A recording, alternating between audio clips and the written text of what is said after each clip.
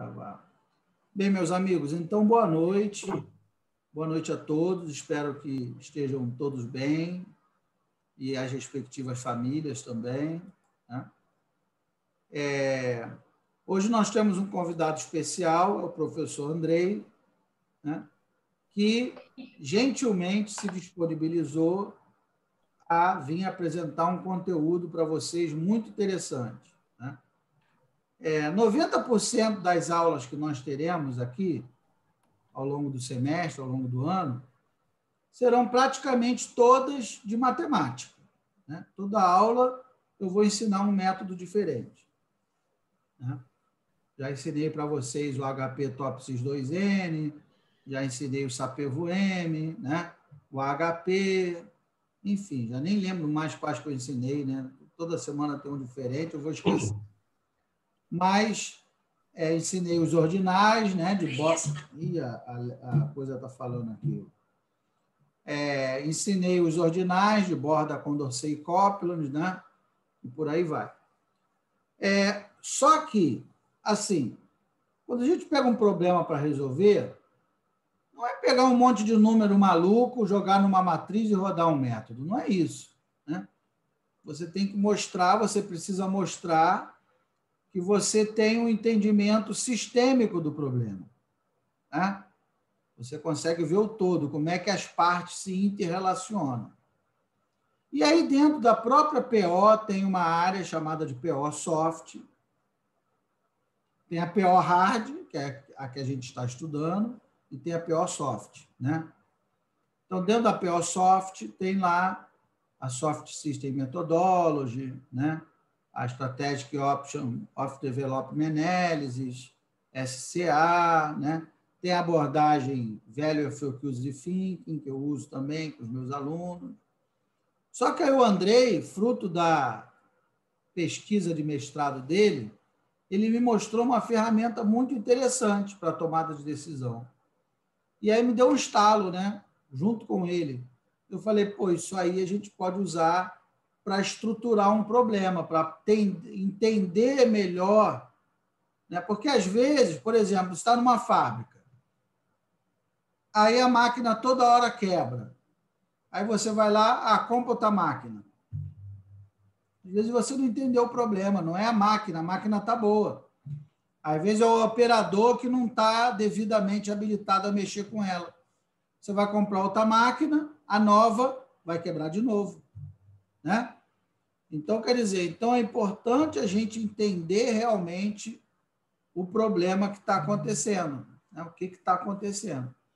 E essa ferramenta que o Andrei desenvolveu lá na dissertação de mestrado dele, ela serve exatamente para isso, tá? Então, tem aquela pesquisa que nós vamos fazer, né? Eu falei para vocês, que vocês vão trazer para mim na semana que vem. Então, eu quero que vocês comecem preenchendo esse mapa que o professor Andrei vai mostrar. Vocês vão... Não, vamos fazer... É que eu gosto das coisas assim, bem devagar, para ficar bem feito, porque eu não gosto de mulambice, né? Eu não gosto de pombagirice. Se vir de pombagirice, eu boto logo a pombagira para cantar em outro terreiro, pô, né? Nós vamos fazer o seguinte, para a semana que vem, para o dia 10, vocês vão fazer só o mapa que o professor Andrei vai mostrar hoje, o mapa do problema, para tomada de decisão. Isso vai ser para o dia 10. Vamos fazer só o mapa, e aí nós vamos fazer um workshop. Eu vou chamar o Andrei novamente.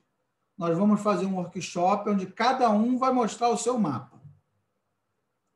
Aí, para o dia 17, para outra segunda-feira, já de posse do mapa, aí vocês vão escolher um método e propor uma solução usando um determinado método. Aí a gente vai juntar as duas coisas. Eu vou juntar o mapa que vocês fizeram no dia 3, mais a aplicação do método que vocês fizeram no dia 10, e aí a gente... Não, dia 3 não, dia 10 e dia 17, né? O mapa que vocês vão apresentar no dia 10, a solução no dia 17, e aí a gente fica aí um mês trabalhando em cima desse material, dessa massa crítica. Tudo bem? Tranquilo? Tá? Então, tá bom. Então, preste atenção aí no que o professor Andrei vai falar, porque na semana que vem nós já vamos fazer um workshop onde cada um vai ter que apresentar o seu mapa. E aí, em cima desse mapa, a gente vai montar o problema do artigo de vocês. Né? Então, vocês já têm que pensar num problema e no mapa, porque você também, assim, você não pode ser bobo, né, cara? Tem que já ver mais ou menos, como é que eu vou explicar? Baseado nos métodos que vocês conhecem. Né? Você já tem que ir dando uma estrutura para o mapa que você consiga encaixar aquela estrutura do mapa nos métodos que nós já vimos até agora, né? Que foram os métodos ordinais, o método HP, o método HP TOPSIS 2N, o TOPSIS e o SAPEVO-M. Nós já vimos 5 métodos, né? Então, vocês têm que preencher o mapa de tal maneira que no final do mapa vocês consigam retirar as alternativas e os critérios para montar a matriz de decisão, né? No final, o mapa tem que te dar isso. Então, é mais ou menos isso. Tudo bem? Todo mundo entendeu ou não o que eu falei? Tá? Então, preste atenção que hoje o Andrei vai apresentar o conteúdo e na semana que vem, no dia 10, nós vamos fazer um workshop onde cada um vai apresentar o seu mapa. Tá bom? Então, professor Andrei, mais uma vez, muito obrigado. Né? Ele já é um parceiro já de longa data, né? Já o conheço já há algum tempo.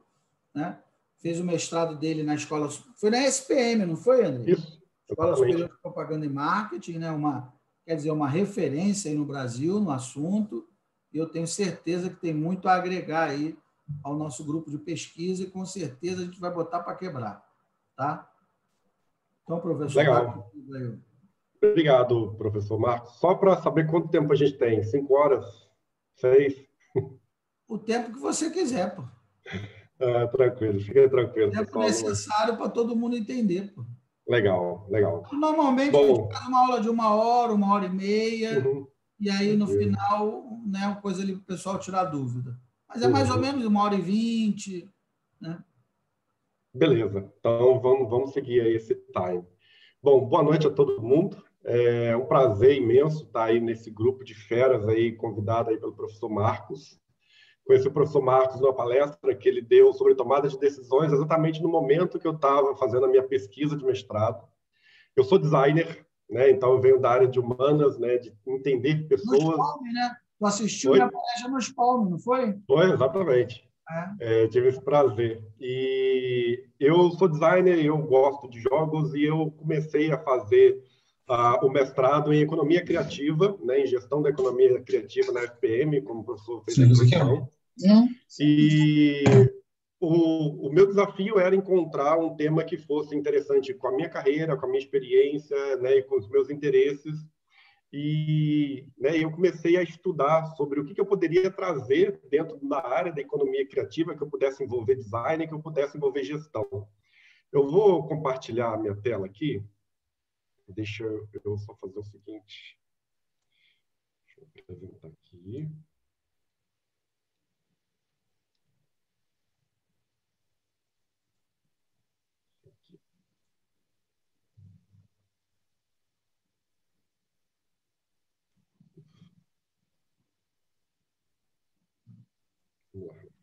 Vocês estão conseguindo enxergar aí a minha tela? Ótimo. Tem um delayzinho. Maravilha. Então, a minha pesquisa de mestrado, né, como eu falei, eu queria fazer alguma coisa que fosse interessante para a minha carreira, pelos meus interesses, e que tivesse a ver com o curso, obviamente. E eu cheguei, né, no tema de tomada de decisões porque eu encontrei o assunto teoria dos jogos. Até então, não conhecia nada sobre isso, né, muito pouco, tive pouco contato sobre esse assunto. E nas minhas investigações eu vi que era um conteúdo muito rico, que ele poderia ajudar muitas pessoas, só que é um tipo de conteúdo que ele não é tão popular assim. Primeiro que ele envolve matemática, né? E a gente sabe que a nossa grande população não é muito como eu posso dizer, muito interessado em matemática mesmo. Então, é um desafio muito grande falar sobre teoria de jogos. E a primeira coisa que a pessoa faz, né, que quando você fala teoria de jogos, a gente vai jogar o quê? A gente vai jogar estratégia. Né? E a teoria de jogos usa o conceito de jogos para aplicar em estratégias, né, econômicas, de negócios e na matemática aplicada. E quando eu decidi fazer o mestrado, eu cheguei, né, no curso com duas premissas. O primeiro que eu queria que o projeto ele fosse prático e relevante, porque assim como vocês, né, que estão aí na academia, estão fazendo a pesquisa de vocês, pelo menos eu acredito que vocês querem fazer uma pesquisa que faça sentido, primeiro para vocês, e segundo para a população, para a sociedade, né, de trazer um retorno para que alguém leia, né, o material de vocês, né, como aí o colega falou, que passe raiva, né, com o conteúdo do texto de vocês, né, e que seja um benefício para alguém. Então, tinha que ser prático, tinha que ser relevante. Né? E eu, como designer, o designer ele tem, né, a característica de simplificar a vida das pessoas, de melhorar a qualidade da vida das pessoas. Então, por que não tentar transformar algo que é complexo, que é a teoria dos jogos, né, que começa pelo próprio nome, que é de teoria, né, e muita gente não gosta muito de teoria, e transformar isso num produto, né, num produto visual, num produto prático, num produto colaborativo. E o segundo tema, né, o segundo tópico, na verdade, da premissa é que tinha que envolver o tema de jogos. E aí eu fiz um mergulho, né, no tema de jogos, desde os jogos na antiguidade como fenômeno social, passando pelos jogos competitivos, pelos jogos digitais, pelos jogos, né, sociais e colaborativos. Então, eu fiz um brainstorm de tudo aquilo que poderia ser interessante naquele momento que eu estava fazendo a pesquisa e, como eu disse, eu cheguei no assunto da teoria dos jogos. O meu tema, então, na verdade, ele foi um pouco de uma junção, né, o recorte da minha pesquisa, ele foi uma junção de 3 tópicos. O primeiro, o conceito de jogos, né, que é isso que eu estou falando aqui, né, de trazer esse significado. O que é jogo? Né? O que faz um jogo ser um jogo, né, de verdade? E quando a gente fala de conceito, existem muitas definições, então eu fui em busca disso, né, o que é de verdade um jogo. O segundo, trazer isso para um recorte, né, dentro de uma pesquisa de mestrado, uma iniciação científica, um doutorado, né, a gente sabe que a gente precisa fazer um recorte. Se for estudar a teoria de jogos, é muita coisa, né? Então, é muito abrangente, pode ser tudo, pode aplicar em qualquer coisa. Então, eu trouxe, pela minha experiência, como eu trabalho com educação há muitos anos, e principalmente educação profissional, para desenvolver pessoas, né, para desenvolver profissionais, habilidades e competências e saberes para o mercado de trabalho. Né? Então, tenho aí 12 anos de experiência na educação profissional, então eu trouxe, né, isso como uma outra parte do tema. Né? E, né, a questão do desenvolvimento de competência. Né? Nós, como seres humanos, nós aprendemos muito o tempo todo, e desenvolver competências, principalmente no mundo complexo que a gente está vivendo hoje em dia. Né?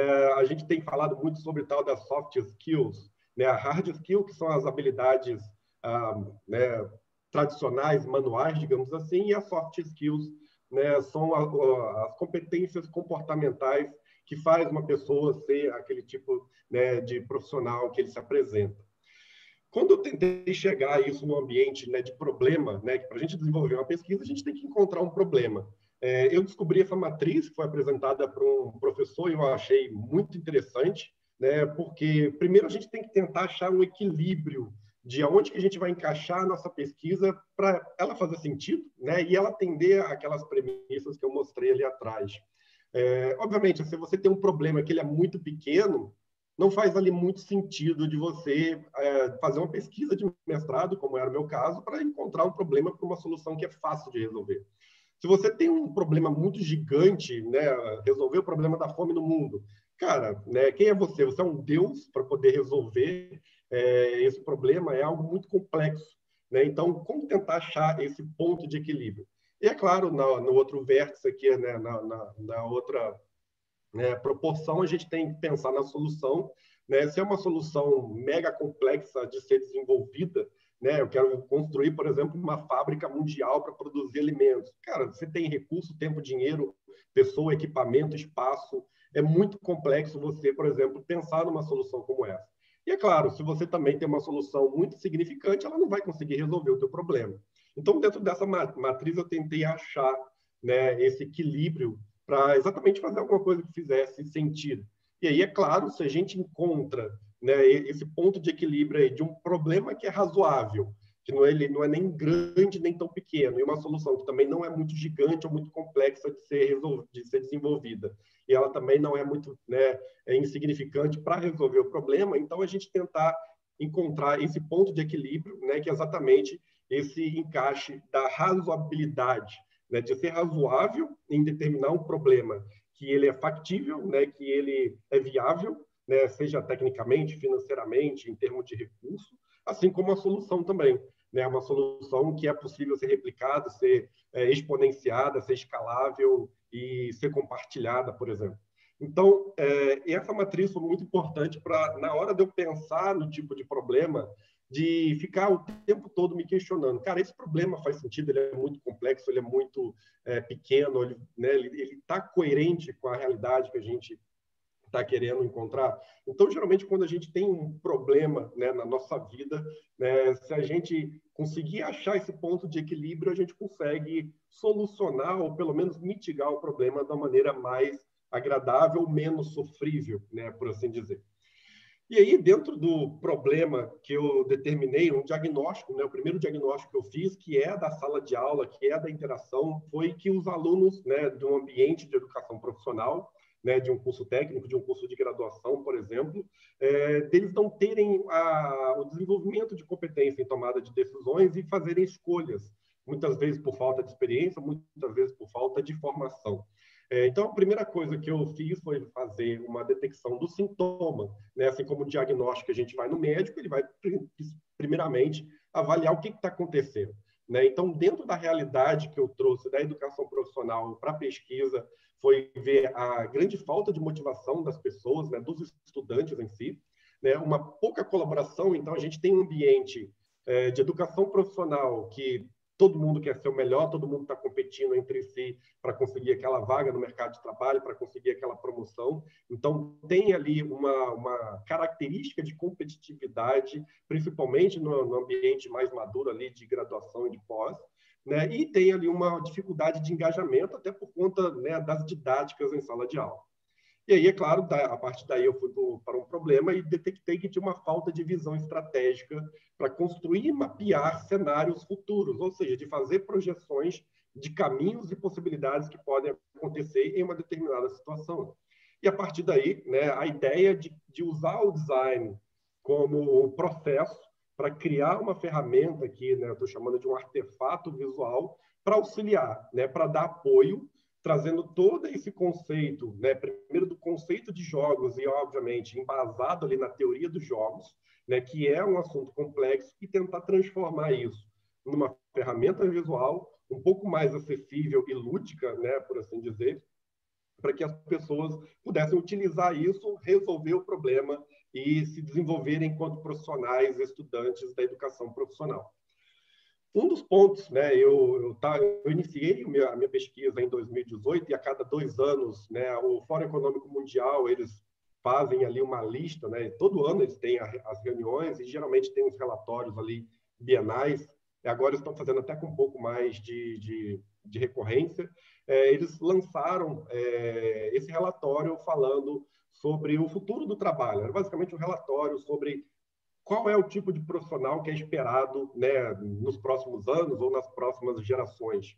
E, basicamente, todas as competências são competências comportamentais, né, competências voltadas ao intelecto, não simplesmente habilidade manual. E uma delas, né, estava determinado ali, que está até, né, em destaque, que é a capacidade de julgamento e de tomada de decisões. Caramba, se a gente parar para pensar e ver que cada vez mais, né, nós profissionais estamos sendo requeridos com milhares de habilidades o tempo todo, né, e essa nova geração que está chegando está sendo mais cobrada ainda, né, por um monte de competência, um monte de habilidades, exatamente para serem profissionais melhores.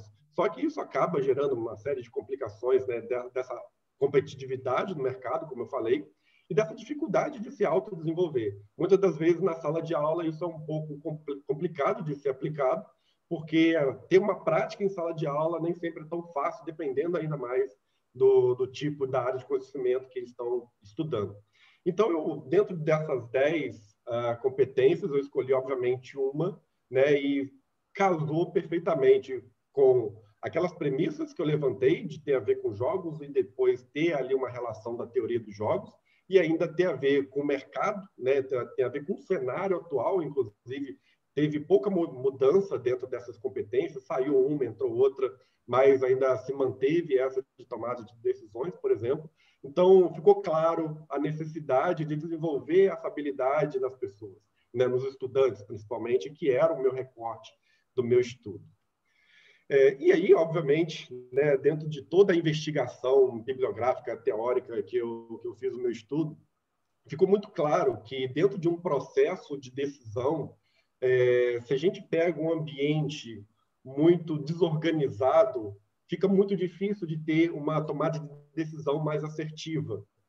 O que fazem as pessoas fazerem escolhas erradas é exatamente a falta de informação e a falta de informação tratada, né? Hoje a gente tem aí a ciência de dados, a gente tem várias tecnologias que podem ajudar, né, dentro de um ambiente corporativo, né, dentro de um ambiente de negócio, a lidar com esse tipo de informação.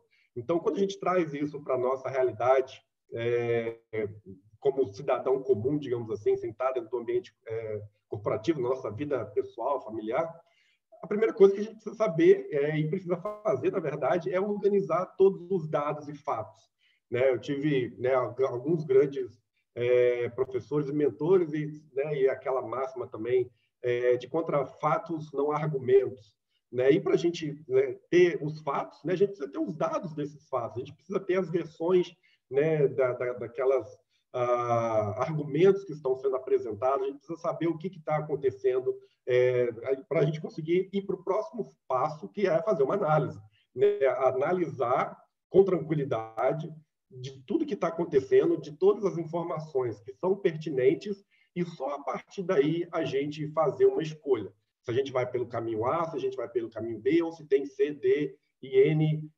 possibilidades, né, de atuações. Uma das referências bibliográficas, né, que é do Daniel Kahneman, ele traz dentro do livro dele Rápido e Devagar, e ele, né, apresenta para a gente duas formas que nós, como seres humanos, a gente tem, primeiro, de pensar e de tomar decisões.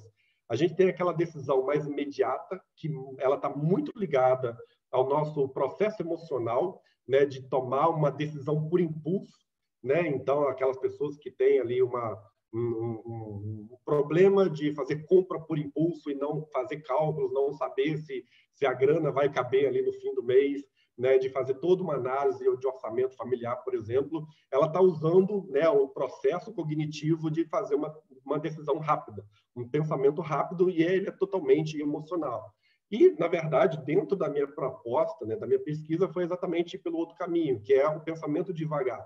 O pensamento analítico, na qual primeiro vamos organizar todas as informações necessárias, para depois a gente ter ali uma visão de um todo, né, e conseguir encontrar ali os pontos principais e, a partir daí, fazer uma tomada de decisão, né, estratégica, né, que faça sentido e dentro da teoria de jogos, né, do conceito da gente obter o melhor resultado, né, a melhor possibilidade de resultado possível dentro dessa análise. E aí, fazendo uma investigação sobre um artefato visual, eu me deparei com os milhares e diversos formatos, né, de quadros, né, e o primeiro e o mais clássico deles é o Business Model Canvas, né, que é do Osterwalder, que ele traz exatamente uma simplificação de um modelo de negócio, né, de um plano de negócio para você criar um modelo de negócio.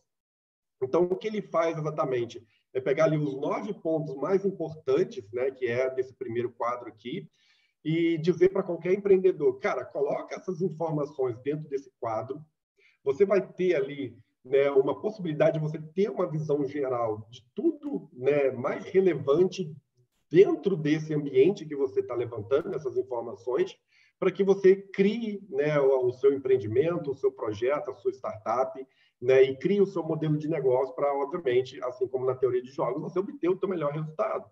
Então, é basicamente uma ferramenta de análise, uma ferramenta colaborativa que ele instrui, né, a gente usar várias pessoas para poder construir junto, né, fazer ali uma cocriação, e, ao mesmo tempo, a gente conseguir analisar e fazer escolhas e definir caminhos. E, é claro, a partir do momento que se cria algo que o mercado validou, né, como útil, né, outras variações, e tem milhares de variações desse quadro, e o meu, inclusive, é um deles, exatamente porque funciona, né? Então, a ideia é exatamente olhar esses quadros e por que houve tantas variações, o que tem de diferente entre um e outro, né? Um deles que eu usei foi até esse do Project Model Canvas, né? Se eu estou falando de projeto, se eu estou falando de problema, né? O que eu preciso levar em consideração para poder montar ali o quadro e poder conseguir levantar informações, né? Ou seja, fazer um estudo de dados e a partir daí eu começar a fazer as minhas análises e começar a organizar o meu pensamento, as minhas estratégias e as minhas decisões. Então, foi a partir daí que eu comecei a fazer a análise de um artefato de design e, né, eu fiz um estudo, obviamente, visual, né, de matriz para tentar encontrar qual que era a melhor proporção, qual que era a melhor versão, com quantos quadros. E aí comecei a fazer ali todo um trabalho de grupo de foco, né, de pesquisa, de entrevista, né, de coleta de informações para ver o que realmente era importante para que as pessoas analisassem dentro de um quadro como aquele e o que fazia sentido, né? O que não estava redundante ali, o que estava repetido ou não, e por aí vai. Então, dentro dessa variação de possibilidades, né, eu cheguei ali um quadro bem próximo, inclusive, daquele inicial, né, que é o do PMC, e, né, eu cheguei na proposta, né, de começar a fazer alguns rascunhos, né, de trazer os conceitos de jogos, os conceitos da teoria de jogos e os conceitos de estratégia de mercado. Então, foi feita toda essa análise para tentar encaixar esses critérios, por assim dizer, dentro desse quadro. E, é claro, foram feitas várias tentativas e erros, é claro, obviamente, a partir de observação de testes, né, com usuários usando ali com post-it, fazendo toda a interação com essa ferramenta e vendo exatamente ali no estudo de campo o que estava funcionando, o que não estava funcionando, e foi né, talvez ali, para mim, o grande momento da pesquisa, que é quando você consegue ver o teu produto sendo usado e vendo o que você pode melhorar nele. E a partir daí, né, eu consegui chegar dentro, né, de uma versão mais adequada e, né, fui descartando algumas possibilidades, que algumas coisas que não estavam fazendo sentido. Então, tudo isso dentro de uma pesquisa, né, foi feito todo ali o teste laboratorial, né, digamos assim, para poder chegar em uma conclusão mais satisfatória ou mais adequada naquele momento da pesquisa.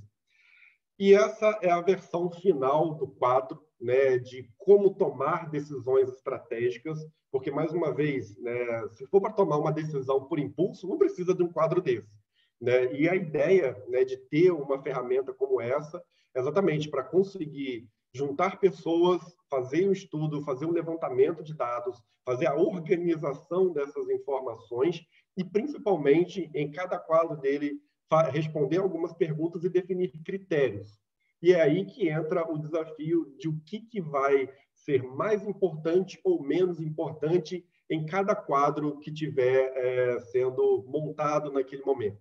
Depois eu mando isso aqui para vocês, eu tenho ele em PDF, ele em alta resolução para vocês trabalhar, não precisa ficar aí preocupado, né, em tentar ler tudo aqui no detalhe, mas eu vou falar agora de cada quadro desse e por que eu cheguei nessa versão e com esses quadros propriamente, né? Então, por que né, cada quadro estão ali, né? Então, por que ele entrou no lugar de um ou que outros não entraram? Então, a primeira coisa, né, que eu fiz foi tentar estruturar, organizar os quadros dentro de um quadro de organização. Então, dentro dos estudos de estratégia econômicas, ficou muito claro a necessidade da gente ter um objetivo. Dentro de um projeto, né, ou dentro de um problema, inclusive, né, e aí usando até os PBLs da vida, né, que é uma aprendizagem baseada em problema e tem aprendizagem baseada em projeto. A primeira é a gente ter um objetivo claro, né, e dentro de uma característica de um jogo, qualquer jogo, você precisa ter um objetivo. Seja você ganhar pontos com um amigo, seja você derrotar o inimigo, seja você chegar mais rápido.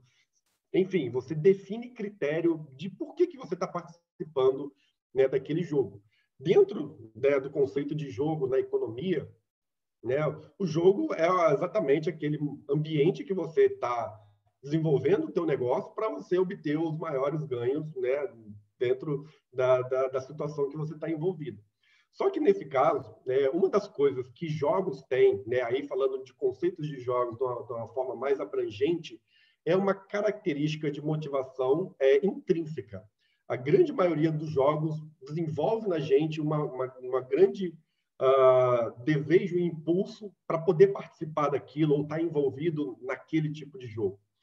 E aí, um ponto importante, né, para tentar equilibrar com essa ideia de objetivo, né, de ter ali um norte a ser seguido, é o significado de recompensa.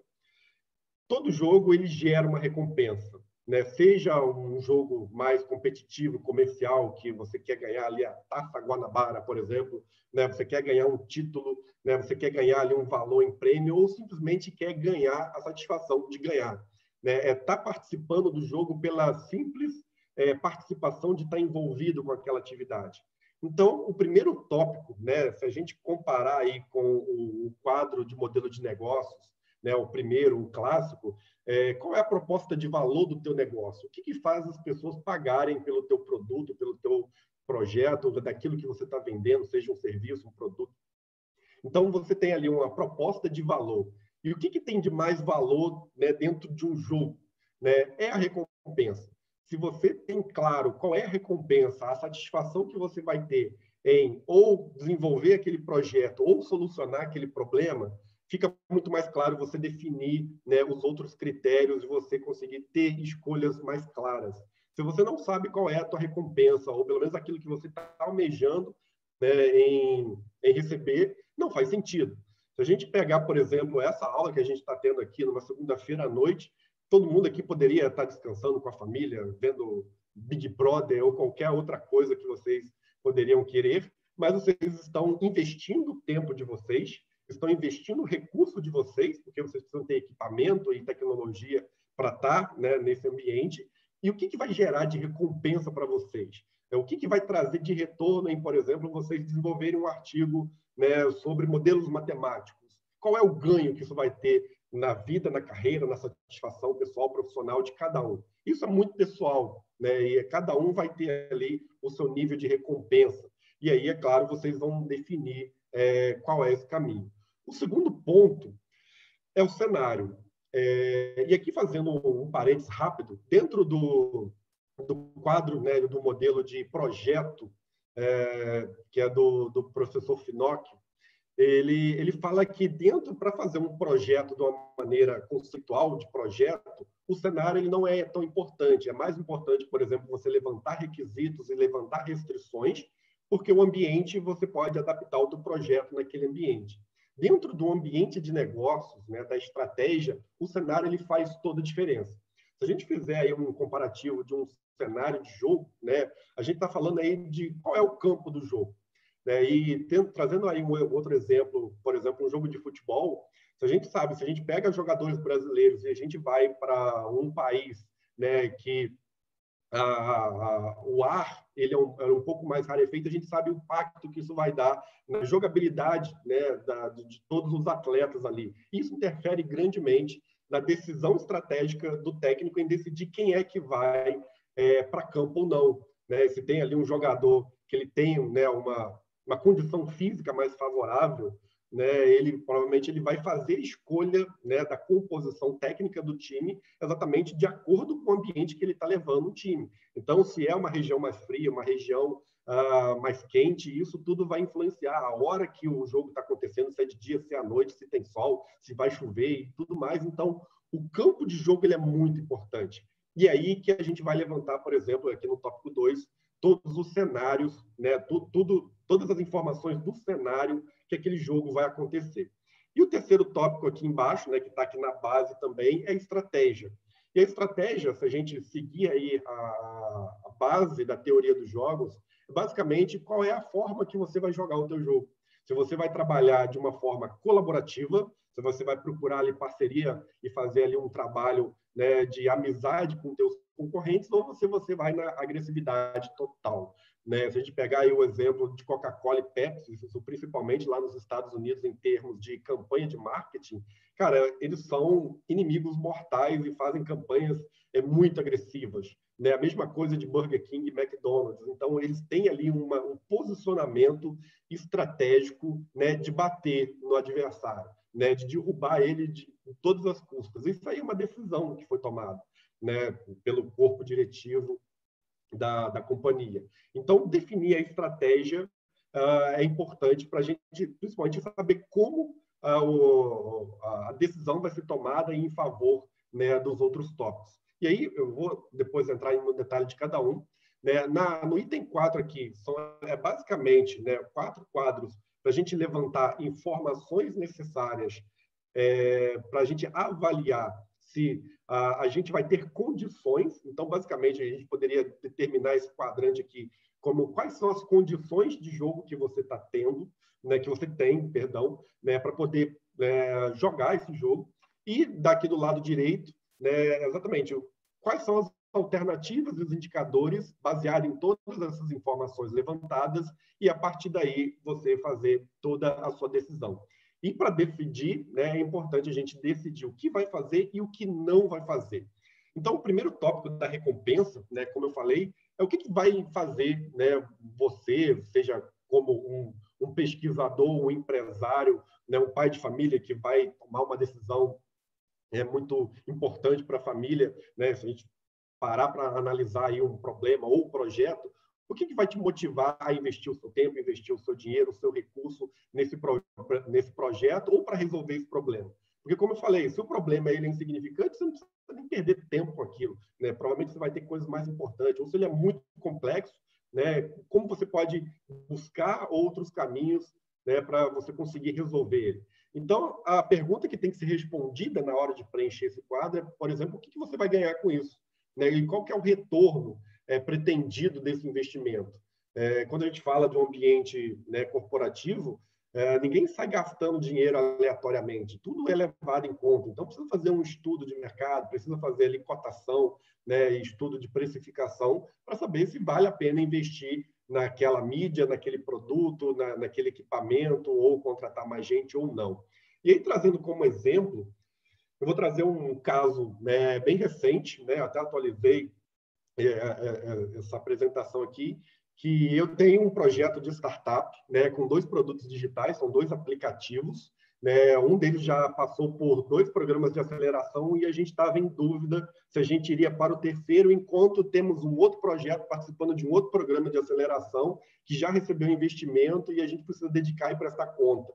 Então, a gente chegou numa decisão, no momento, cara, a gente tem 2 produtos, a gente tem várias coisas acontecendo, tem o meu trabalho, tem aula, tem outros projetos, tem palestras, tem consultoria. Primeira coisa, vamos avaliar se vale a pena, porque se a gente vai entrar ou não em um novo projeto de aceleração de um aplicativo que a gente já passou por 3 rodadas de aceleração, se vai fazer sentido ou não. Né? Então, não era simplesmente, eu quero ou não quero. Teve que olhar para o negócio, teve que olhar para o futuro do produto. Né? Não, primeiro, para não deixar o produto morrer, e segundo, né, para a gente conseguir alavancar o produto mais além do que a gente tem hoje em termos de recursos. Porque dentro de um ambiente de uma aceleração, a gente aumenta o nosso network, a gente aumenta a nossa possibilidade de conseguir investidor e, obviamente, conseguir obter uma recompensa maior, né, do nosso projeto. Então, eu estava com esse dilema, né, de participar de um outro edital de aceleração dentro da complexidade da rotina, né, que eu e a minha sócia a gente estava passando. Então, esse foi o primeiro ponto, né? Se o nosso desafio ali era se a gente deveria inscrever ou não, e não era simplesmente responder sim ou não. A gente tinha que fazer uma análise, né? Tinha que levar muitos fatores em consideração. O segundo momento é olhar o cenário, né? Olhar para fora. Né? O que está acontecendo no mercado, no ambiente de negócio, aonde que a gente vai jogar, quais as pessoas que vão estar envolvidas e o que isso vai influenciar nessa decisão.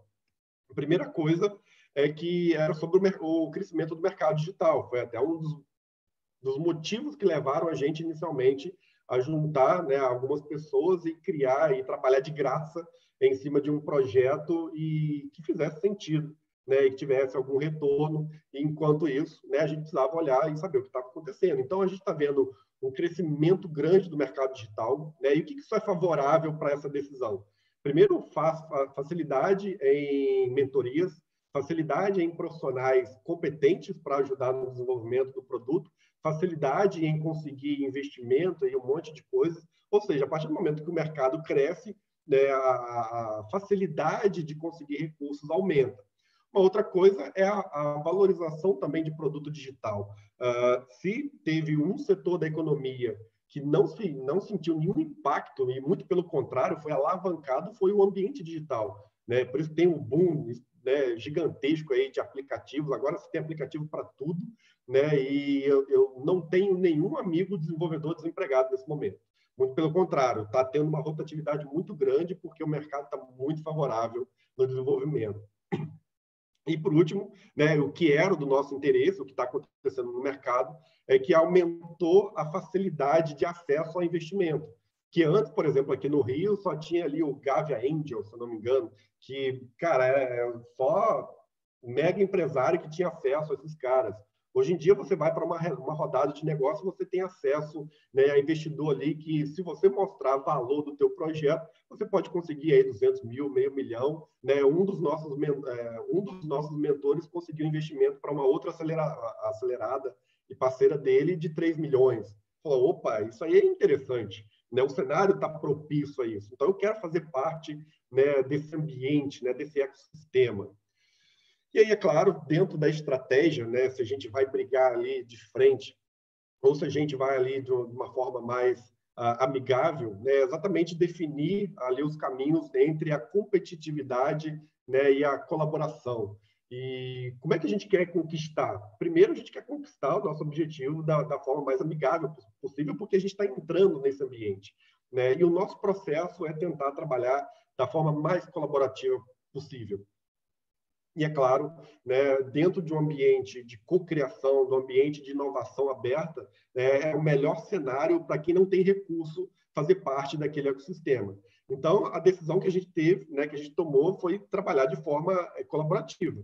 A gente tem alguns colegas e conhecidos que estão nessas aceleradoras junto com a gente, que o cara está ali trabalhando com a informação fechada, é agressivo, quer ser o melhor que todo mundo. Ok, a estratégia dele é a forma que ele quer, né, que essas pessoas querem trabalhar. No nosso caso, a partir do momento que a gente vai desenvolvendo as coisas, a gente quer compartilhar com as pessoas. Né? A gente não está divulgando ainda da maneira que a gente gostaria, mas a gente quer começar, por exemplo, todo o resultado de pesquisa, começar a compartilhar ou desenvolver artigo. A gente está desenvolvendo, por exemplo, um jogo multiplayer para a educação, que já está claro que a gente vai ter que a gente vai inovar em alguns processos e a gente quer compartilhar isso com as pessoas.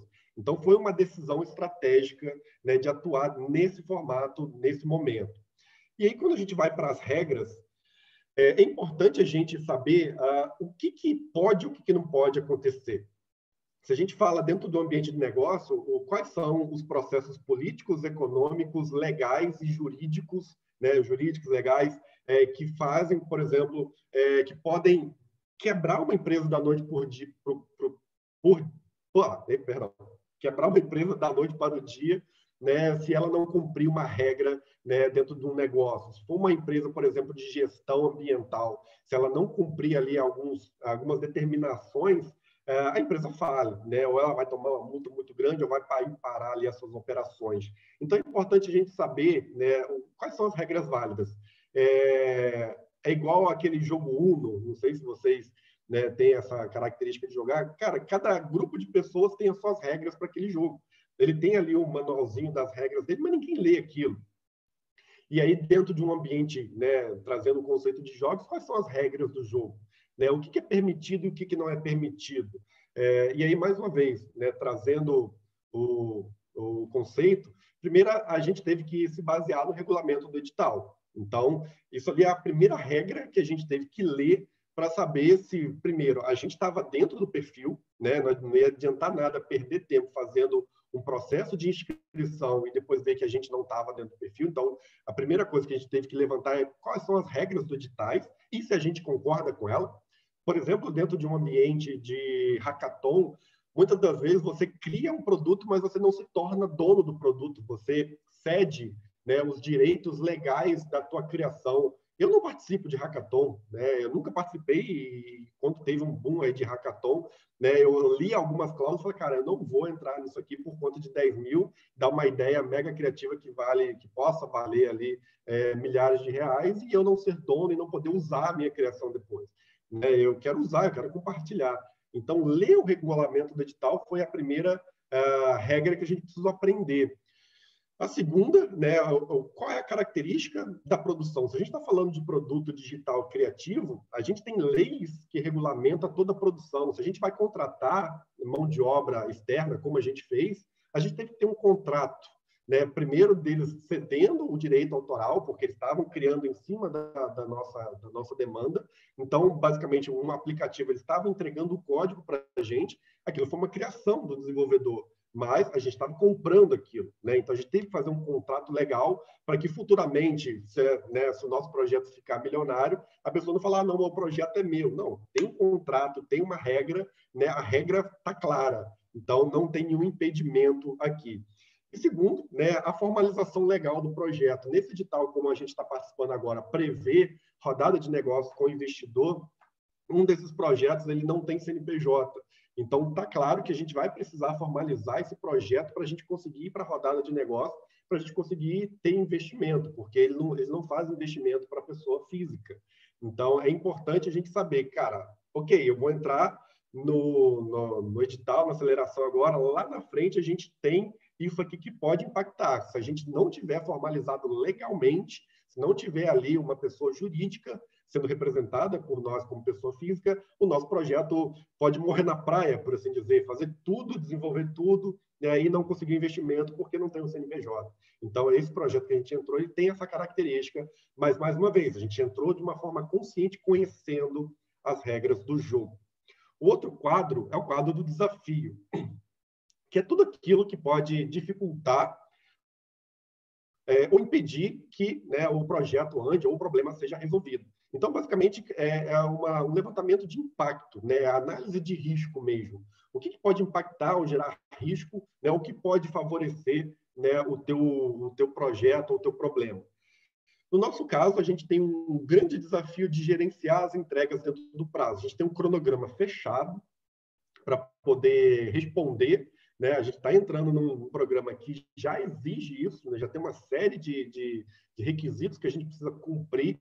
Então, a gente tem um problema aí de tempo, né? O tempo é o nosso maior desafio. Dentro disso tudo que eu falei com vocês ali, né? De ter os nossos compromissos, aulas e um monte de coisa, ainda ter que desenvolver um projeto que pode ser que dê certo, pode ser que não, né? Além disso, ter que gerenciar um cronograma. O outro ponto, né, é criar ali um produto que funcione de uma forma mais enxuta possível e que ela seja replicável. Ou seja, a gente vai ter que desenvolver um módulo do aplicativo sem recursos, sem dinheiro, sem pessoas. Como é que a gente vai fazer isso? Eu não vou conseguir ter tempo para parar para estudar programação para desenvolver o aplicativo. Mas eu tenho networking. Será que eu consigo resolver esse problema ou esse desafio que pode ser um impacto, né? Porque também se a gente precisa apresentar isso para uma banca de avaliação e a gente não tiver esse produto, né? Mais uma vez a gente está morrendo na praia. E por fim, né? Encontrar essas parcerias para esse desenvolvimento. Se a gente não conseguir desenvolver, a gente vai ter um desafio que a gente não vai conseguir ultrapassar ele e todo o projeto ele vai por água abaixo. O outro ponto importante são os players, né? E aí, basicamente, quais são os stakeholders envolvidos dentro dessa situação, né? E aí, todo mundo que está envolvido, seja o concorrente, seja o parceiro, seja um aliado. No nosso caso, a gente tem ali uma série de mentores, né? E a gente já está entrando com um diferencial competitivo, que é ter um próprio mentor, né, do projeto fora do programa de aceleração, né? Uma pessoa fantástica ali, que vai nos ajudar ali em modelagem de negócio, coisa que a gente precisa desenvolver. Além disso, vai ter o acesso às mentorias do programa de aceleração, a possibilidade de estar mais próximo de investidores, que é o que a gente quer, né? Conseguir chegar nessas pessoas, né? Nessas instituições, né? Apresentar o nosso produto e receber esse investimento, de ter acesso a um ecossistema, que são essas aceleradoras, né? E possíveis parcerias para a gente ampliar ali o nosso contato. o grupo de startups similares para a gente aprender de forma colaborativa, né? Então, tem outros grupos de pessoas e profissionais com o mesmo objetivo, com o mesmo desafio, fazendo o mesmo produto, né? O que a gente pode aprender com eles, né? Além disso, né, ter um acesso facilitado no mercado, né, que é conseguir clientes por meio desses mentores, investidores e aceleradoras, e também ter contato com influenciadores digitais, porque no nosso caso, como aplicativo, se a gente tem ali, por exemplo, um selo que a gente ganhou ou participou de um programa de aceleração, a gente tem mais argumento para poder negociar, né, com o influenciador. Aí eu não estou falando só de um youtuber, estou falando de um profissional, né, estou falando de um professor, doutorado, estou falando, né, de alguém que é relevante dentro desse ambiente que a gente pode usar ele ali como uma pessoa-chave para validar o produto, por exemplo. Então, alguém que pode influenciar outros tomadores de decisão sobre o nosso projeto. E, é claro, sem recurso, não dá para rodar nada. É basicamente toda a infraestrutura e capacidade operacional e intelectual para o projeto. Então, não adianta nada ter uma ideia e não saber se ela tem uma viabilidade técnica, por exemplo, né? Como a gente está tentando resolver em um dos projetos, que é esse jogo multiplayer, como eu disse. Então, a gente tem que levantar quais são os recursos e quais são as competências. Não adianta nada você ter um computador, né, de 20 mil reais se não souber operar ele, né, se não souber utilizar ali o software e usar ali a potência máxima do equipamento. Então, a primeira coisa que a gente precisou levantar é o capital intelectual. Por isso que a gente se associou com uma outra mentoria para melhorar esse capital intelectual, né, com o Smart Capital, né, para poder a gente ter mais estratégia e mais definição de modelagem de negócio para o projeto. Outra coisa é experiência, né, com o projeto startup. Como a gente já está vindo de outras aceleradoras, de outros programas, isso deixa a gente um pouco mais tranquilo, que a gente tem essa experiência, né, profissional dos últimos 2 anos que a gente está desenvolvendo. E, é claro, networking. Assim como eu falei ali na parte dos stakeholders, isso é um recurso importante, né? Até tem aquele ditado que não importa o que você sabe, mas quem você conhece, né? Quem é que a gente pode usar como recurso de network para a gente chegar e ter acesso, né, a outras informações ou facilitar o desenvolvimento do nosso projeto. Lá na parte final, né, indicadores é fundamental. A gente precisa medir o andamento, seja por meio de entrega, seja por meio de uma KPI, seja por meio, né, de qualquer dado que ajude a gente a mapear se a gente está indo rápido demais ou se a gente está indo devagar demais, né? Por exemplo, o cronograma, ele é uma espécie de indicador, porque a gente vê se a gente está cumprindo todos os requisitos dentro do tempo, né? Mas existem outros, obviamente, né? Então, um dos indicadores chaves para a nossa participação é a aprovação das fases do programa. Ele tem ali checkpoints, então a gente passa por pré-bancas para poder passar para as outras fases. Então, isso é importante, é um indicador importante de que a gente está sendo bem sucedido no nosso empenho. O outro é uma lista de funcionalidades projetadas e desenvolvidas. Então, uma coisa é aquilo que a gente está levantando realmente está sendo feito, né? Quantos % de que foi levantado, que foi projetado, está sendo concluído. Então, a gente consegue fazer ali um acompanhamento né, das features do software para exatamente a gente saber se a gente conseguir, vai entregar, né, o MVP dentro daquilo que a gente quer. E o último, é importante, né, para os investidores, é o cadastro de usuários interessados. A gente está fazendo um produto, então a gente tem que saber se as pessoas estão disponíveis a querer utilizar esse produto e, é claro, a pagar por ele. Então, isso aí é um fator chave para quando a gente chegar lá na frente, a gente conseguir ter um acesso a esses investimentos que a gente está buscando. E, é claro, a partir do momento que a gente levanta esse monte de informações, a gente começa a mapear alternativas. É basicamente ali um estudo de viabilidade técnica e econômica, né, para saber quais são os caminhos mais favoráveis ou quais são as alternativas e as opções disponíveis.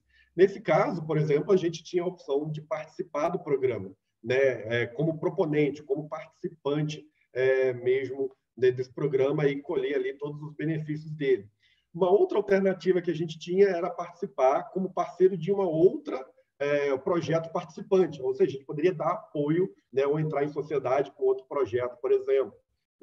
E, por fim, tinha a possibilidade de, como a gente já tem aí uma pequena experiência, de participar do programa de aceleração como mentor, né? Eles estavam abrindo ali a inscrição para mentores também, e bom, a gente pode entrar como participante, ou a gente pode entrar, né, como mentores e ajudar o desenvolvimento de outros projetos. E a decisão, né, a gente chega ali no final, que primeiro a decisão do que fazer e a decisão do que não fazer, né? Então, a decisão do que fazer, obviamente, foi participar do programa como proponente, mais uma vez, considerando todas essas informações levantadas, né, com essa lista de prioridade, principalmente a gente sabendo o que a gente precisa saber, a gente tem uma visão um pouco mais estratégica, olhando principalmente pelo edital, de tudo que a gente vai precisar levar em consideração para os próximos meses para o desenvolvimento do projeto. E tão importante quanto saber o que fazer, é saber o que não fazer. Por quê? Primeiro, para manter um histórico de por que aquela decisão foi tomada, e ficar claro, né, o porquê que você seguiu aquele caminho. Então, por que a gente não entrou como parceiro de outros projetos? Porque, primeiro, a gente não entraria como protagonista, né, e a gente não entraria ali com viés criativo, a gente daria apoio a alguém que estaria desenvolvendo um outro projeto. E, é claro, participar como mentor nesse momento não foi recomendado, né, a gente chegou nessa conclusão, porque ainda faltava ali um pouco mais de experiência com o indicador, né? A gente precisa desenvolver mais o track record, que é basicamente os indicadores que o investidor avalia muito, né, para a gente gerar um estudo de caso e, obviamente, conseguir passar ali uma mentoria com mais propriedade. Falei, vamos gerar, né, a nossa experiência, vamos gerar o nosso caso de sucesso primeiro, para depois a gente poder compartilhar isso nos outros ambientes. Então, basicamente, todas essas coisas, né, que a gente fez para poder chegar nesse, né, usando esse quadro. E o desafio agora, né, a gente tem, né, eu criei esse quadro analógico, e o desafio agora, né, o meu desejo, enquanto pesquisador, é pegar esse quadro, transformar ele num sistema de apoio à decisão, ou seja, um software, e transformar isso tudo num grande dashboard para que um gestor ou algum empreendedor ele consiga fazer o input desses dados, definir peso para cada quadro, para cada critério, e a partir daí o software chegar em um resultado mais favorável e mais estratégico, não pelo achismo e não pela emoção, usando modelos matemáticos, usando estratégia, usando dados, informações, e agora esse desafio é com vocês.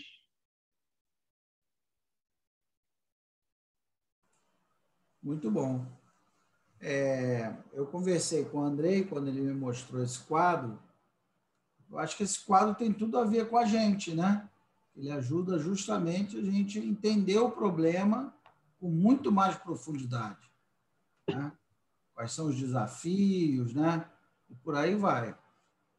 E aí eu estava conversando com o Andrei, diante da gente ou desenvolver uma ferramenta, ou a gente precisa entender o conceito da coisa, né? Isso pode ser até essa proposta que o Andrei falou, pode ser até a dissertação de mestrado de um de vocês, né? É criar um sistema que incorpora esse quadro de tomada de decisão do Andrei com os métodos multicritério ou outros métodos quaisquer, né? Inclusive, daria uma boa dissertação de mestrado isso, né? Então, eu penso. E, professor, acho que a grande satisfação de qualquer pesquisador é ver o seu projeto ser usado ou ser até modificado, né? Vocês podem olhar para ele e falar, cara, esse cara viajou aí, não tem nada a ver, eu vou fazer o melhor. Cara, faça o melhor, né? Façam um projeto, um sistema, uma pesquisa em cima disso e mudem os quadros, reorganizem os quadros, diminuam a crescente, né? Coloquem mais critérios, menos critérios. Então, o importante é que, se de alguma forma essa pesquisa que eu fiz servir de base para que vocês criem artigos, criem dissertações ou qualquer outra ferramenta, eu já estou feliz. O simples fato de já estar aqui no meio de grandes, né, profissionais, pesquisadores, já é uma grande recompensa, né, para mim. Então, agora o desafio é trabalhar com isso, né? Como eu falei, o grande desejo que eu tenho agora fazer com que essa ferramenta seja popularizada, né, e seja digital. Né? Eu, como um profissional de design, né, do ambiente digital, que tem uma startup, que está numa agência digital, ver isso de uma forma, né, não analógica.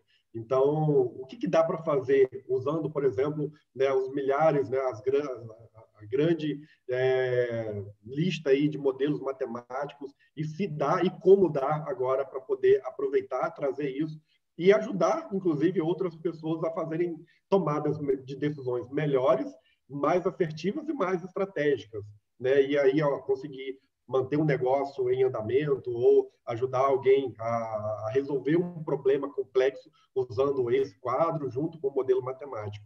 Então, esse é o desafio e, né, está aberto a discussões. Fiquem à vontade para discutir e, principalmente, para criticar e trazer melhorias para cima disso. Assim, uma coisa que muito me deixa feliz, muito me envaidece, é que todos os trabalhos que eu orientei até hoje, todos sem exceção, todos, são trabalhos aplicados. Nenhum foi, vou falar sobre a importância da gestão da qualidade. Quando o aluno chega para mim e fala isso, professor, eu quero falar sobre a importância da gestão da qualidade. Eu falo, não, eu já estou convencido que a gestão da qualidade é importante. Você não precisa escrever uma dissertação sobre isso. Né? Comparação. Leandro Ripa.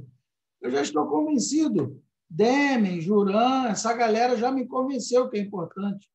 Né? Feigenbaum, né? Tem uma galera aí da pesada que já me convenceu, Crosby, né? Essa galera já me convenceu que qualidade é importante. Eu não preciso de mais um trabalho para... Né? Então, assim, todos os trabalhos que eu orientei até hoje, graduação, mestrado, doutorado, foram trabalhos aplicados propondo alguma solução. Isso é a primeira coisa. A segunda coisa, todos os trabalhos que eu orientei até hoje, sem exceção, foram publicados na forma de um artigo. Todos, sem exceção. Artigo de congresso, artigo de revista. Não existe a possibilidade, não tem viagem perdida comigo. Não existe a possibilidade do aluno fazer um TCC, uma dissertação e uma tese, e, no final, o trabalho dele não ser publicado como um artigo. Né? Eu costumo explicar a importância disso, né, para todo mundo, porque o que acontece é o seguinte, isso é fato. O Andrei defendeu lá o mestrado dele. Ninguém nunca mais pegará a sua dissertação para ler. Talvez nem você mesmo. Né? Depois que você defendeu, você já pegou ela para ler? É verdade. Não, ler de cabo a rabo não dá. Na verdade, quando você acaba a pesquisa, você quer se livrar e ficar um bom tempo. Já entreguei, graças a Deus. Ninguém nunca Depois mais você retoma. Você faz a sua dissertação e nenhuma outra pessoa nunca mais vai ler a sua dissertação, nem você. Né? Então, daí a importância de se fazer o artigo. O artigo é uma coisa mais enxuta, 10, 12 páginas. Né? Você publica numa revista, apresenta no congresso, e aquele artigo ele se eterniza. Teu nome fica na rede para o resto da... Né? As pessoas consultam, te citam. A tua dissertação, o nego não está nem aí, ninguém vai ler a tua dissertação. Pô. Entendeu? A verdade é essa, nem tese, doutorado. Vai ler o artigo. Então, eu acho um desperdício. Assim, isso não é uma prática, eu não vejo muitos professores fazendo isso, principalmente com os alunos de graduação. Os alunos de mestrado e doutorado, o professor até faz, mas os de graduação, os moleques vão lá, apresentam, o nego não está nem aí se fez artigo, não fez. Bota esse moleque para fora e vamos embora, e toca o barco. Né? Eu acho isso assim, uma covardia, eu acho isso uma... Né? Pô, se o cara foi lá, fez um trabalho, ficou bacana, por que não publicar para não ajudar o garoto a entrar no mestrado, ajudar o Davi acabou de falar, não entrou porque não tinha nenhum artigo. De repente, se tivesse... a nota de corte foi 7,4, a dele foi 7,2. Se ele tivesse um artigo, um único artigo, ele teria passado. Né? Então, quer dizer, eu acho isso meio que uma sacanagem com o aluno, né? Mas se não tiver um professor para orientar, para dar um norte, o aluno não sabe, né? Aonde que tem que publicar, onde tem a revista, qual é o evento. Não sabe porque eu não sabia, né? Eu fiz, Escola Naval, depois eu fiz a graduação de matemática, depois eu fiz 5 especializações, quer dizer, podia ter aí 7 artigos, no mínimo. Fui fazer o processo seletivo para o mestrado sem nenhum artigo na COP, na época, há mais de 10 anos, né? Só passei porque não era tão concorrido como é hoje, enfim, aí passei, né? Mas, pô, fiz 7 TCCs. Eu poderia ter, no mínimo, 7 artigos, um de cada TCC, né? Mas não tinha nenhum. Quer dizer, por quê? Porque eu não tive um professor que desse ali não, vamos pegar aqui, pô, dá para escrever, vamos apresentar esse trabalho aqui não sei aonde, vamos mandar um abstract, né? Então, quer dizer, eu tenho isso já como default, né? Meus alunos todos publicam, na verdade, eles publicam até antes de terminar o TCC. Quando vai apresentar o TCC, já tem 3 artigos publicados. A apresentação é só pro forma. Não, vamos dar 10 para ele. Já tem 3 artigos publicados, a gente vai avaliar o quê? Né? Já não tem nada que avaliar, já está publicado, pô. Então, a banca é só pro forma. Né? Deixa eu dar um outro exemplo, professor. Você está falando aí de uma coisa muito importante, né? Sobre caminhos. Na hora de escrever a minha dissertação, rapaz, como eu sofri. E a primeira coisa que, assim, como vocês viram ali a forma que eu montei toda a apresentação, eu sou um cara que eu preciso de encaixar as caixinhas, né, nos seus respectivos lugares. E a primeira coisa que eu fiz na hora de escrever a minha dissertação, cara, eu preciso de um modelo de texto. Eu preciso saber o que eu escrevo, né, dentro de um subcapítulo, né, do referencial teórico. Eu criei um template, né, de uma estrutura de 9 parágrafos, e o que entrava em cada 9 parágrafos eu repliquei para os outros 9 subcapítulos, e funcionou. Né? E eu transformei isso meio como se fosse um modelo para escrever subcapítulo de dissertação de mestrado. Para mim, funcionou. Se para outra pessoa aplicar, a gente pode fazer até um teste sobre isso, vai dar certo. Mas ajuda a estruturar a ideia, e como eu falei, eu precisava organizar as ideias na minha cabeça, e eu consegui chegar no modelo, inclusive visual, eu criei ali umas caixinhas. Aí. O primeiro parágrafo, o que eu coloco? No segundo, o quê? Citação, entra onde? Que momento? Exatamente porque eu cheguei na hora de escrever, sentar aqui, ligar o computador, e agora? Né? O Word lá, o cursor do Word piscando, eu não sabia como escrever. Né? E aí, claro, fui buscar as informações e consegui facilitar ali essa estrutura. E é importante. E acho que esse movimento que você está fazendo, isso aí é incrível. Né? Acho que esse grupo de pesquisadores que estão aqui, acho que a gente pode, né, usar esse momento para a gente aprender todo mundo junto, e foi até um dos motivos, né, que eu fui buscar o professor Marcos e falar, cara, eu quero botar a minha pesquisa para andar, né? Ela está engavetada aqui. Como eu falei, eu não quero. Vamos botar para frente, eu quero agora transformar isso num software. Dá para fazer? Eu posso estar viajando. Né? Aí vocês podem dizer, dá para fazer, não pode, né? Dá para usar essa linguagem, dá para usar esse modelo. Vou te falar o que eu acho. Eu não vejo no primeiro momento, aí o Leandro, o Pavel, pode até me ajudar, a Corrissa. Eu não vejo, no primeiro momento, como associar um modelo matemático a esse seu quadro. Por quê? Porque são centenas de modelos. Né? Eu tenho estudado os métodos aqui com os garotos, né? Tem CIR, MABAC, Idocril, HP gaussiano, Electro. Só Electro são 24, 22, sei lá. TOPSIS, TOPSIS-M, TOPSIS-Gray. Então, assim, como é que eu faria uma plataforma que incorpora 400 métodos? Né? Eu não vejo como. Por outro lado, se eu faço uma plataforma que eu pego esse teu quadro, transformo ele numa versão digital e tal, e engesso e coloco um método amarrado a ela, eu não acho uma boa ideia, porque aí, né, se eu pego esse teu quadro e amarro ele com a HP, vai ficar legal, porque nem todo problema é resolvido com a HP, nem todo problema é resolvido com TOPSIS. Né? Agora, tem uma coisa legal, né?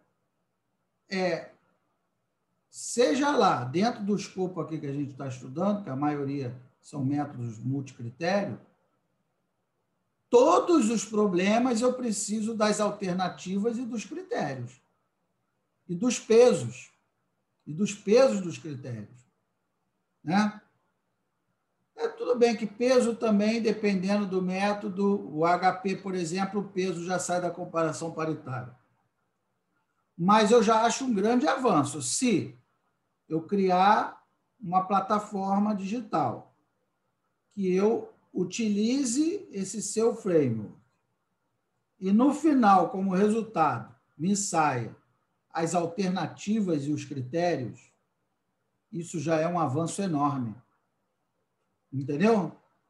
Porque seja lá qual for o método, porque aí eu posso usar o método que eu quiser. Eu já sei as alternativas e os critérios, né? Quer dizer, porque assim, como é que a gente faz? Como é que a gente faz hoje as alternativas e os critérios? A gente tira da nossa cabeça, né? Vou comprar um carro, o que é importante? Mala, custo.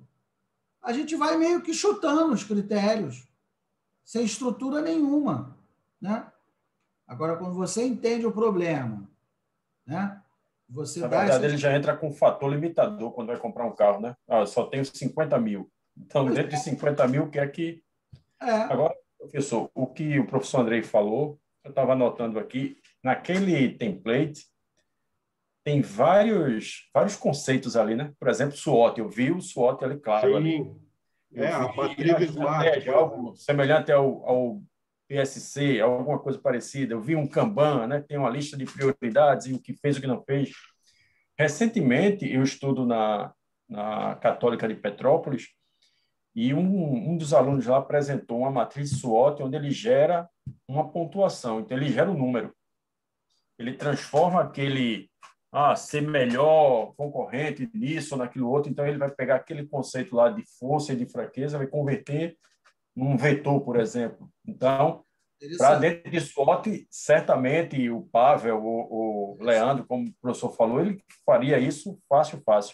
Só que tem muitos conceitos ali dentro, né? Muitos conceitos. É uma caixa, um template simples, enxuto, mas quando você vai olhar, ele tem muitos conceitos ali, né? Então, acho que é essa a limitação também de... Mas parabéns aí por conseguir, pelo menos, juntar tudo dentro de um único template, né? Que é uma das dificuldades corporativas hoje, né? Você tem um template que você consegue enxergar tudo num plano só, né? Parabéns aí pelo trabalho. Eu achei esse template maravilhoso, né? Eu só não vejo como amarrar um método nele. Acho que método é difícil, professor, mas uma coisa que é legal... Fala. Acho que uma coisa que é legal aqui, né, que ele coloca ali a questão da recompensa, né, a questão das regras e da estratégia. Se a gente falar de regra e estratégia e pensar em critérios, com uma simples matriz de correlação com a recompensa, ele já poderia elencar quais são os critérios principais para um modelo de multicritério, por exemplo. Exatamente, é isso aí. É aí que eu quero chegar. Se você me der as alternativas e os critérios, você já adiantou muito a minha vida, pô. Entendeu? Já adiantou muito a minha vida, né? Se no final a gente estruturar e Comandante. Fala. E não daria para, de repente, aí... Eu gostei muito do que o Andrei apresentou. Eu gostaria até de participar, se puder participar e ajudar de alguma forma. E também acho que de repente, não seria possível elencar alguns métodos para ser utilizado, por exemplo, dependendo do tipo de problema que a pessoa queira resolver, o método o sistema com a pergunta poderia selecionar o método que ele trabalha. Supor que ele trabalhasse com 2 ou com 3 métodos, mais ou menos, um para cada tipo visando um objetivo específico. Aí, na hora que ele faz essa primeira pergunta, ele já elencava que o método que ia utilizar e já faria o restante. Veja bem, Wagner. No mundo pegando um gancho, No mundo das A gente ideias... pode usar fuzzy, não? Não, peraí. No mundo das ideias, tudo é possível. Tudo é possível. Eu posso fazer o modelo do Andrei com 30 métodos? Posso. Eu posso botar lógica fuzzy dentro de uma Baker? Posso. Né? Posso. Tudo é possível, né? Agora, o negócio é o tempo que a gente vai levar, é quem vai fazer, né? As coisas não são assim, não saem rápido, né? Você vê? Na verdade, é demorado. Pode usar o quadro para tomar decisão da decisão que vai ser tomada. Então, você vê que eu desenvolvi o Sapevo M com o professor Simões, 2017, 18, levou quase 3 anos para ser publicado, depois levou mais 2 anos para a gente fazer uma ferramenta lá no IME para um método, só o Sapevo puro. Né? Então, em cima do Sapevo, a gente está gramando 2018, 19, 20, 21. 4 anos em cima de um método. Né? Então, quer dizer, eu posso botar ali o modelo do Andrei com 5 métodos pendurados? Posso, pô. Vai lá e bota. Quero ver. Vai lá e faz. Realmente, não é fácil, realmente. Eu tô trabalhando, aquele negócio que eu prometi para o senhor aí, eu estou trabalhando nele, acho que vou até entregar algo interessante aí para o senhor analisar depois, de uma forma também que vai te ajudar a analisar também. E assim, acho que tem até futuro, o senhor que vai me dizer depois, mas esse negócio que o Andrei passou agora, eu achei realmente bastante interessante. Eu gostaria de ajudar aí, de tentar fazer alguma coisa. É uma ferramenta que a gente vai usar para estruturação do problema. Sim. Né? O problema ele precisa de estrutura. Não é só pegar uma matriz de decisão e jogar no método para sair a solução. Não é isso. Né? Sim. Resolver o problema, coisa pior, não é isso. Né? Bem, vai disponibilizar, né, Andrei? Mas antes... Claro, com certeza. Então, vamos lá. Então, para a gente fechar. Antes da gente pensar numa plataforma digital, num site, eu acho que dá para a gente fazer, eu acho até que a gente vai fazer, né? Vai sair. O grupo aqui é muito bom, né? Tem muita gente boa. Eu ainda tenho, como esse grupo, eu tenho mais uns 2 ou 3 por aí. Esse é um dos meus grupos, né? Ainda tenho outros. Tem lá o da UF, tem, né, outro do IME, né? Me meto tudo que é buraco por aí. Pô, né? Então, vai sair. Mas eu acho que primeiro a gente precisa... Vamos trabalhar assim para dominar plenamente a ferramenta. Né? Até para fazer um negócio bom, um negócio bacana, a gente precisa entender a ferramenta. Né? Como é que aplica, exercitar, escrever. Né? Então, vamos fazer o que eu falei para vocês. Vocês vão fazer o quê? Qual é o trabalho que eu quero que vocês façam? Vamos pegar um problema. Tem lá o Corriça. O Corriça está estudando lá as táticas de bloqueio. Está fazendo bloqueio ou jamming, Corriça? Eu não lembro. Bloqueio, né? Bloqueio, comandante. Bloqueio para não sei o que, antimíssil. Ok. Então, são 5 táticas de bloqueio. Né? Aí, o que o Corriça vai fazer? O Corriça primeiro vai usar esse modelo do Andrei para estruturar o problema. Né? Depois, o Corriça vai pegar, a partir da estrutura, ele já tem as alternativas e os critérios, ele vai escolher um dos 5 métodos que nós vimos e vai aplicar em cima da matriz de decisão. E aí vai chegar no resultado. Só que isso nós vamos fazer em 2 momentos diferentes. Né? Eu gosto de fazer as coisas aos pedaços. Né? Não gosto de... Né? Eu gosto de fazer tudo bem segmentado, né? Para dar uma cadência de trabalho. Né? Então, se eu falo assim, faz isso aqui tudo e me entrega daqui a um mês. Aí ninguém faz nada e na véspera dá um viradão. Né? Então, eu não... Eu sei porque eu faço isso. Eu faço isso. Eu espero até o último dia, no coisa eu dou um viradão. Então, aí, por isso que eu vou quebrando para você. É inerente brasileiro. Acho que todo brasileiro faz isso. Então, por isso que eu vou quebrando. Nossa, então, falar em viradão, 18 de maio, final do SBPO, hein? Pois é, rapaz, nem me fala, rapaz. Olha, já está no... Aí, 18 de maio, né? Eu tenho 2 artigos na bala e nenhum dos dois, eu tenho que ter 2 viradão.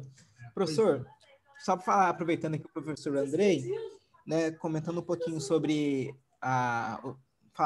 domínios, né, ou segmentos lá do quadro, eu não sei como que o senhor chamou, atributos, né?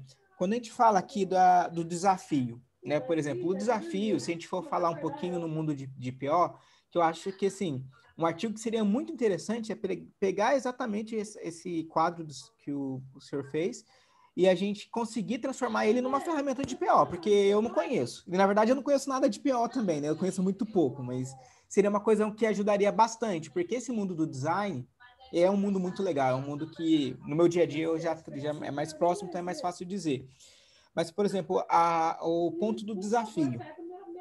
A gente falar em desafio, você tem um desafio de resolver o problema e tem um desafio no próprio problema, né? Então, quando a gente for pensar nesse mapa aqui, né, por exemplo, o meu lá é fazer seleção de ações para uma carteira de swing trade. Então, eu tenho com o método HP. Qual que é o desafio? Eu tenho um desafio que é programar o método HP sem ser com a escala de SAAT, porque ele não encontrei numa biblioteca que faz. Então, eu tenho um desafio. Eu tenho um desafio de conseguir uma base de dados que esteja de boa qualidade. São desafios do problema. Na verdade, da solução. E eu tenho desafios no próprio problema. Por exemplo, numa base que prevê uma pandemia, que prevê um cisne negro, né? Então, isso é um desafio natural do problema. Então, assim, quando o senhor colocou ali, o desafio é aquilo que pode impedir ou dificultar o andamento do projeto. Aí eu vejo que seriam os desafios da solução. Só que eu tenho desafios no problema. Então, né, são coisas que eu acho que para a gente poder traduzir diretamente como uma proposta, são coisas que a gente tem que evoluir na discussão. Eu acho que é válido a gente discutir isso, né, para a gente conseguir seguir na linha um pouquinho mais... Sim, e nada impede de pegar um quadro e quebrar ele, como você está dizendo, cara, vou focar nessa parte aqui desse quadro para ajudar no quadro. Eu tenho um modelo, eu tenho uma proposta para poder resolver esse quadro, né? Geralmente é um quadro ali, do todo. Então, você pega um pedaço dele, como eu falei, o que seria o desafio? Basicamente, você pode aplicar ali, né? Até como outro colega falou, cara, eu consegui enxergar várias coisas ali, e foi exatamente isso. Os quadros eles não foram jogados. Quando eu coloquei em desafio, né, primeiro, qual é o desafio de um jogo, né, da gente considerar a teoria dos jogos? E aí, né, você disse, tem coisa que pode acontecer que não está prevista, como a greve de caminhoneiros, né, que teve e impactou o país inteiro. Cara, se eu sou uma empresa de logística, se eu tenho um problema de transporte, isso nunca estaria ali, por exemplo, numa análise de risco. Né? E qual ferramenta de análise de risco poderia estar aplicada, por exemplo, só naquele quadro de desafio, exatamente para eu superar esse risco ou para eu tirar esse impedimento do meu caminho, caso ele aconteça, ou seja, aí também entra os critérios, né? Os pesos. Esse é um desafio fácil de ser transponível, é um desafio complexo de ser resolvido, né? Então, como você diz, eu não tenho base de dados. Cara, como é que você vai trabalhar com uma análise de dados sem ter uma base para você tratar ela de uma maneira, né, organizada, estruturada, e inclusive para analisar e tirar os dados que não fazem sentido, né, que é o lixo de dados. Então, é muita informação, né? A ideia como foi criado para ser algo rápido, colaborativo, né, para a gente trazer quais são os principais desafios. Mas se quiser fazer um mergulho dentro de um quadro, por exemplo, isso aqui, né, eu fiz todo o estudo para resolver esse quadro do quadro completo. Né? Isso não é possível. Eu concordo com o Pavel, realmente.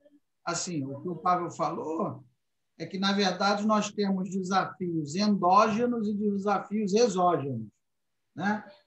Eu tenho ali dentro da própria estrutura do problema as dificuldades, seja conseguir dados, seja, né, lidar ali com a biblioteca de equações, seja... E tem desafios de fora do problema, né? Do mundo externo, né? Agora, é o que o Andrei está falando, né? A profundidade dessa discussão, na Marinha a gente brinca, né? Tem um ditado que a gente diz que o tempo é o tempo que se tem. Então, se você tem muito tempo para fazer uma discussão, você vai aprofundando, né? Agora, se o cara chega para você, o decisor, e fala assim, ó, toma aí o template do Andrei, o problema é esse, amanhã eu quero uma proposta. Pô, vai pegar ali, né? E vai fazer o que, né, tiver vindo ali na tua cabeça, vai fazer um brainstorm, pelo menos o template vai te ajudar a dar uma estruturazinha mínima ali, a tomada de decisão, né? Com certeza. Então, assim, é igual uma sanfona, né?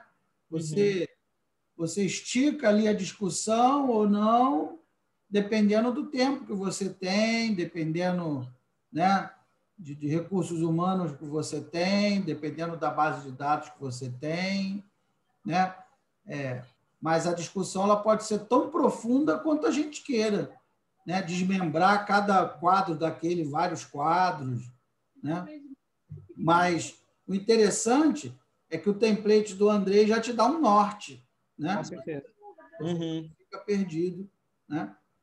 Então, objetivamente, o que eu quero que vocês façam é para a semana que vem, nós vamos fazer um workshop no dia 10. Andrei, tu tem esse template no Word, Andrei? Ou só em PDF? Não, eu tenho ele em PDF e no Illustrator, né? Se precisar modificar alguma coisa, separar, eu tenho ele para em poder PDF. escrever em cima, né? Eu queria que cada um buscasse um problema e só preenchesse esse template do Andrei, com problema. E semana nós não vamos fazer nada, cada um vai apresentar o seu. Corrissa vai apresentar o dele, Marcela vai apresentar o dela, e de cada um todo mundo vai opinar, a gente vai discutir em cima. Ah, gostei, esse desafio ficou legal, aqui ficou estranho, papapá, que a ideia é que um der já serve para o outro também, né?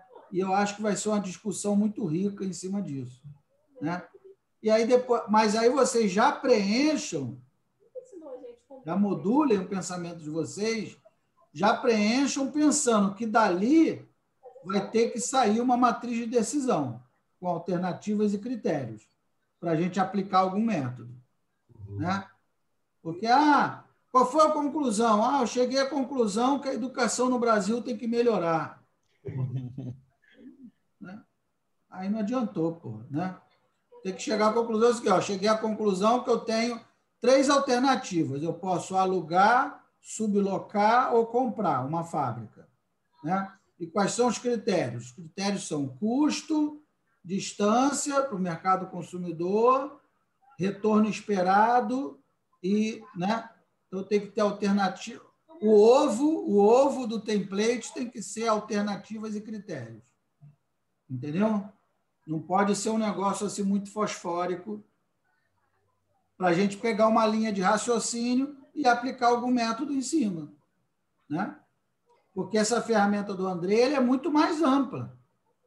Ela é muito mais ampla do que para aplicar um método. Eu que estou querendo pegar um gancho para aplicar os nossos métodos. Mas ela é muito mais ampla, né? Eu posso aplicar esse template aí do Andrei e chegar à conclusão de que é necessário reformular a política educacional brasileira. Essa é a conclusão. Posso chegar a essa conclusão. Que método que eu vou aplicar? Vou aplicar método nenhum. A conclusão é que eu preciso, né? Então, o escopo desse template é muito maior, né? Eu que estou querendo que vocês customizem ele para a gente aplicar nos problemas que a gente está estudando aqui no nosso grupo. Entendeu? Então, no final, tem que sair lá tantas alternativas e tantos critérios para a gente poder aplicar algum método que a gente está estudando. É isso. Entendeu? Mas fala, Leandro, tu ia falar alguma coisa. Não vou passar mais progressivo no meu cabelo, não. Não, eu queria falar sobre os desafios. Se a gente enxergar um problema, por exemplo, de programação matemática, o desafio seria as minhas restrições, as restrições do problema. Né? Por exemplo, se for um problema de logística, eu tenho aí a minha capacidade máxima de caminhão. Ou que eu quero aumentar, ou que eu quero diminuir para conseguir a minha função objetivo, que seria o meu custo, a maximização do meu custo, a minimização do meu... a minimização do meu lucro, né? A maximização do meu, a maximização do meu lucro e a minimização do meu custo. Né? O desafio pode ser a função objetivo também. Hoje, eu já colocaria isso como regras, entendeu? Quero aumentar em 5% a minha produção. É um desafio. Ainda falar pra gente, né? Eu colocaria isso como recompensa. É verdade. Rapaz, isso gerou muita discussão, você não tem ideia. O que entra, o que é isso, o que é aquilo? É isso. Pois é. É isso que é legal, né? É isso que é bacana. Eu sabia que isso ia dar pano para manga. Quando o Andrei me mostrou semana passada, eu sabia que isso ia dar, né? Isso ia dar ibope. Então, eu acho que semana que vem, quando a gente for discutir, também vai dar, né? Vai ser uma discussão muito rica. Né? Então, semana que vem, o Leandro está fazendo um artigo do Mabac, na verdade, já está quase pronto, já pode utilizar, já está pronto. O teu tu vai fazer de trás para frente, né? Você já aplicou o Mabac, agora tu preenche vai fazer o teu de trás para frente. Eu já estou terminando, na verdade. Eu estava escrevendo só a parte de colocar agora a matriz e a terminar. O resto eu já escrevi tudo. Introdução, fundamentação teórica. Agora você vai... Eu estava pensando em aplicar esse no do CIR. Pode ser. Que o do CIR eu estou querendo usar para aquela bateria. Pode ser também. Pode ser no do CIR. Já que o Mabac está pronto, fecha o balão. Porque o do CIR eu vou... O do Mabac está muito bem definido, né, o problema, né? O do CIR que eu estou tendo dificuldade para definir critério. Tem a portaria do Ministério da Defesa da bateria antiaérea, que eu posso entrar dela para definir qual vão ser os critérios. Eu acho que seria bem interessante usar no do CIR, que ele está me dando dificuldade de conseguir montar o problema. O Mabac estava muito bem definido. O problema é o meu helicóptero, que eu quero, tal, isso aqui. Aí eu estava pensando em aplicar no do CIR. Tá bom. Está resolvido, então. Tá bom? Então... então vamos encerrar por aqui. Alguém tem mais alguma dúvida? Quer falar alguma coisa? Tá tudo bem? Tudo tranquilo? Então o Andrei vai me disponibilizar esse template, eu vou mandar para vocês, e aí vocês, semana que vem, eu não vou dar método nenhum, vai ser só cada um vai apresentar, o Andrei vai voltar para a gente discutir, e aí cada um vai apresentar o seu problema e como é que ele foi estruturado dentro desse template. Tá bom? Estamos combinados? Tá tranquilo? Tá? Então, tá bom. Então, vamos encerrar aqui. Já são 10h13. Eu ia falar sobre estruturação de artigo, mas para a próxima aula eu falo, senão vai ficar muito tarde. Tá bom? Falou, então. Obrigado, turma. Obrigado, professor. Boa noite. Boa noite, pessoal. Obrigado. Boa noite a todos. Boa noite. Tchau. Obrigado, Andrei.